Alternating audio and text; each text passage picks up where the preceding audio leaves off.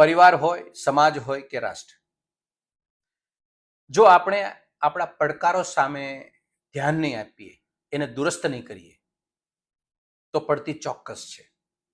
ગામડામાં એક કહેવત છે કે તાવડી 13 વાના માગે. મતલબ ઘર સમાજ હોય કે દેશ હોય, અનેક વસ્તુની એને જરૂર પડે છે, પણ એમાં એનો ક્રમ સુનિશ્ચિત હોય છે અને કરવો જોઈએ. એમાં પહેલી જે જરૂરિયાત છે એને અગ્રિમતા આપવાની છે, એને અગ્રિમતા આપવી જ જોઈએ. અને છેલ્લી છે એ મરજિયાત હોય છે, એને પણ અગ્રિમતા આપવી જોઈએ, પણ ક્રમ એનો છેલ્લો છે.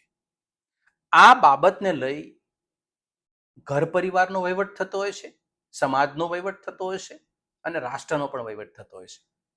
દુર્ભાગ્ય એ છે કે ભાજપાની સરકાર, ગુજરાતના નરેન્દ્ર મોદી દેશના પ્રધાનમંત્રી બેઠા છે. આ ક્રમ ચૂકી ગયા છે કે ક્રમ બેધ્યાન બન્યા છે. ભારતીય જનતા પાર્ટીની સાથે એના કબીલામાં દેશની ચિંતા કેટલી છે અને દેશમાં સત્તા મેળવવા માટે કેટલી ચિંતા છે એ દેશ લગભગ આજ જાણતો થઈ ગયો છે. પરંતુ અમુક બાબતો એવી છે જેમાં જનતાની સામે એને એ રીતે રજૂ કરી છે કે જાણે જૂઠ સત્ય બનીને સામે આવી જાય છે. આ દહેશત નીચે સૌ લોકોએ જાગૃત થવાની જરૂર છે કે આપણે જૂઠના કંઈક ભોગ બની જશું, દેશ ઉથલી પડશે. અને આજની તારીખે ગુજરાતે 25 વર્ષનો જે અનુભવ કર્યો, એ અનુભવને લઈ આંખ બંધ રાખી, અથવા તો આપણે બેધ્યાન બન્યા, અથવા તો આપણે સમજી ન શક્યા અને આપણા ભાગે પડકારો સામનો કરવાની જે હિંમત સરકારમાં હોવી જોઈએ હતી, પડકારો ઉપર કામ કરવાની શક્તિ જે હોવી હતી, સમજ હોવી જોઈએ, એ નહીં. 12 વર્ષની અંદર દેશની મોદી સરકાર સામે અનેક પડકારો હતા છે. એ ખુદ જાણે છે. ભાજપાની સરકારના કોઈ પણ આગેવાનને સમજ અને એના જ્ઞાન ઉપર આપણે કોઈ ડાઉટ નહીં કરવાનો, અને કરતાય નથી કોઈ. પૂરતી સમજ અને પૂરતું જ્ઞાન છે, પણ એના ઈરાદા અને એની દાનત ઉપર સવાલ છે. એની અગ્રિમતા કોને આપી? 13 માંથી એ 13મા નંબરને દેશને આપે છે અને પહેલા નંબર એના પક્ષને આપે છે અને સત્તાને આપે છે. અહીંયા આગળ પ્રશ્નનો મોટો સવાલ ઉભો થયો છે. મુદ્દા ભટકાવીને જનતાને મંત્રમુગ્ધ કરવા, દેવાનું કશું નહીં, વાતો એના માટે જ કરવાની. જ્ઞાન શબ્દનો પ્રયોગ આપે સૌએ લાલ કિલ્લા ઉપરથી સ્વતંત્રતા પર્વ દિવસે દેશના પ્રધાનમંત્રી મોદીએ કીધું, જ્ઞાન, GYAN. જી એના માટે ગરીબ, વાય એટલે એના મતલબ યુવાન, યુથ, એ એટલે અન્નદાતા અને એન એટલે નારી. 12 વર્ષની અંદર યુવાન, નારી, અન્નદાતા કે ગરીબ, આની શું પરિસ્થિતિ છે એ છેલ્લા 2 મહિનામાં 3 તમને અંદાજ આવી ગયો. છતાં પણ એના ઉપરથી ઢોલ ટીપશે ને એની જ વાતો કરશે. એટલે હું તમને કહું છું, અને કહેવાનો અર્થ મારો એ છે કે ભારતીય જનતા પાર્ટીની સરકાર આપણી પીડા ઉપર વાતો કરશે, પીડાનો ઉકેલ નહીં આપે. પડકારો ઉપર વાતો કરશે, પડકારોનો ઉકેલ નહીં આપે. એટલે હું કહું છું કે આનામાં દાનતમાં બહુ મોટી છે ને, દાનત ખોરા ટોપરા જેવી છે. અને કાઢશે શું બારું? 75 વર્ષ પહેલા જતે પંડિત નહેરુનું રેફરન્સ સંદર્ભ ટાંકશે, એને આમ કર્યું હતું, કોંગ્રેસની સરકારે એના આગેવાનોએ આમ કર્યું હતું, એને બહાર કાઢી, એને અધૂરું જ્ઞાન મૂકી, એને અડધી લીટી ઉપાડી અને લોકોને ભભીભૂત કરશે અને એના ઉપર રાજનીતિ કરશે. અને પોતાની નિષ્ફળતા, જે પડકારો પોતાની સામે જે વાતો કર્યા છે, એને ભૂલવાડી અને આમાં રચેપાચા રાખશે. ખૂબ થયું અને બહુ થયું.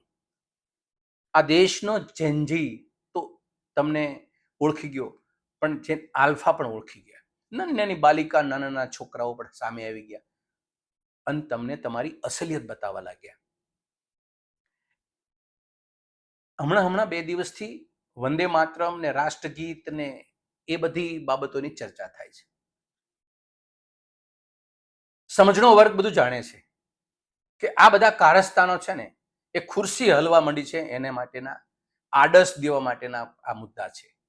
લોકોના બેધ્યાન બનાવવાના, ભટકાવી દેવાના કે અમે તમારા માટે કેટલી પીડા કરીએ છીએ, તમે પીડા ભોગવો છો ને એમાંથી જલ્દી બહાર કાઢીને તમને બીજું કંઈક પકડાઈ દેવાની માનસિકતાથી આવા બધા મુદ્દા હોય છે. અને સમજના લોકો આ બરાબરથી સમજે છે, પણ અનનોન પર્સન જે નથી સમજતા કે અથવા તો એને ધ્યાન નથી, એના માટે પણ થોડીક અમારી વાત છે. એક ઇતિહાસના પાના ઉપર જઈએ. આમ આદમી પાર્ટીના સંજય સિંઘે સંસદની અંદર મૂકવી હતી વાત એને કે ભારતીય જનતા પાર્ટીના જે પૂર્વજો છે, જે એની ધરોહરથી કામ કરતા, એ સમયે એ કેવો વ્યવહાર આ દેશ સાથે કરતા હતા, કેવું બોલતા હતા, અને આ રાષ્ટ્રગીત, રાષ્ટ્રધ્વજ, રાષ્ટ્રગાન, એના માટે એ લોકોની માનસિકતા શું હતી, અંગ્રેજો હતા ત્યારે પણ શું હતી, એ વાત એને એક ચિઠ્ઠી હતી આરએસએસના પ્રમુખ, જેને સરસંઘ ચાલક કહે છે, ડોક્ટર હેડગેવાર, એને એક પત્ર લખ્યો છે એના પોતાના કબીલાને 21 જાન્યુઆરી 1930 રોજ. અને એ એમ કહે છે કે સ્વતંત્રતા પર્વનો 26મી જાન્યુઆરી 1930 રોજ અગાઉથી કોંગ્રેસની CWC એટલે કોંગ્રેસ કાર્યકારી બેઠકમાં એક નક્કી કર્યું છે કે આપણે 26મી જાન્યુઆરી 1930 રોજ આપણે તિરંગો લહેરાવો અને એને સલામી આપવી. આખા દેશમાં એ માહોલ, એને એક તારીખ નક્કી કરી. એને લઈ આરએસએસના પ્રમુખ સરસંઘ ચાલકે એની તમામ એ દેશની શાખાઓ જે ચાલતી હતી, શાખાઓ, પ્રશાખાઓ, એ બધી, એમાં એના સ્વયંસેવકોને પત્ર લખીને કીધું કે આપણે તે દિવસે સાંજના 6 વાગે રાષ્ટ્રધ્વજ નહીં, તિરંગો નહીં, ભગવો ધ્વજ આપણે લહેરાવવાનો છે. આ રાષ્ટ્રધ્વજ ઉપર આ સંઘના લોકોના મૂળમાં બેઠેલા, જ્યાંથી આ સંઘનો છોડવો 2 પાંદડે થયો હતો ને, એ સમયે કેટલું રાષ્ટ્રધ્વજ પ્રત્યે કિન્ના હતી, કટુતા હતી, આ એનો દાખલો છે. અને બીજો એક દાખલો આપું, એ જ આમ આદમી પાર્ટીના એને પોતે પણ મૂક્યું છે સંજય સિંઘે. હું એની વાતને લઈને વણું છું ને મારી પાસે પણ ઇન્ફોર્મેશન હતી. 28મી ડિસેમ્બર 1949 રોજ આરએસએસનું એક મુખપત્ર એટલે કે એનું છાપું હતું, એનું નામ હતું ઓર્ગેનાઇઝર. ઓર્ગેનાઇઝરના 4થા પાના ઉપર પણ એક નાનો એવો લેખ લખ્યો છે, અને એમાં રાષ્ટ્રગીતને એ મનોરંજનનું સાધન સમજે છે કે આ રાષ્ટ્રગીત કઈ રાષ્ટ્ર સાથે જોડાયેલી ક્રાંતિની કે આ તે એવી બાબત કે એને એ ભાવનાથી એને નથી, એ એક બહુ સહજ સમજે છે કે આ રાષ્ટ્રગીત છે, એ તો આ તો એન્ટરટેનમેન્ટનું સાધન છે, મનોરંજનનું સાધન છે. આ દેશના સંઘ પરિવારની સાથે જોડાયેલા તમામ લોકોનો રાષ્ટ્રગીત પ્રત્યે અને રાષ્ટ્રગાન પ્રત્યે કે રાષ્ટ્રધ્વજ પ્રત્યેનો કેટલો નાતો છે અને કઈ ભાવનાથી આ દેશને એની સાથે જોડે છે, એની મનસા શું છે, અહીંયા ફલિત થાય છે. એટલે આ લોકો વંદે માતરમની વાતો કરીને કોઈએ એનું અપમાન કર્યું, બીજાએ આમ કર્યું, તમારે વંદે માતરમને તમારે રાષ્ટ્રગીતને 1400 જોજન છેટું છે, કંઈ લેવા દેવા નથી.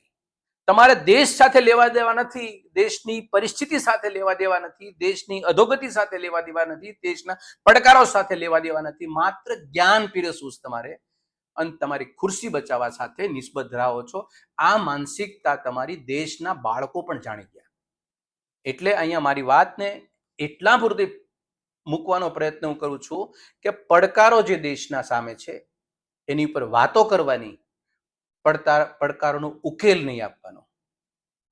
જે મુદ્દાને થી એને આખા દેશને ભ્રમિત કરવાના હોય, જૂઠું બોલવાનું હોય, ઇતિહાસને ધ્વંસ કરવાનો હોય, તરોડી મરડીને એક મૂકવાનો હોય, એ એટલા માટે મૂકે છે કે પોતાની નિષ્ફળતાને છુપાવવાની માનસિકતા છે. સરવાળે દેશની જનતાને શું મળ્યું? કશું નહીં, માત્ર ચર્ચા. એમાંથી જનતા બહાર આવે અને આ લોકોને ઓળખે. નથી રાષ્ટ્ર સાથે કે રાષ્ટ્રગીત સાથે કે રાષ્ટ્રધ્વજ સાથે સંબંધ, એવા લોકોને બરાબર ઓળખીએ. મોટાભાગના ઓળખી ગયા છે. આવનારા દિવસોમાં સમગ્ર દેશનું સૌથી સારું ભલું થશે એવા નિર્ણયો ઉપર દેશ સ્થિર થશે. જય હિન્દ.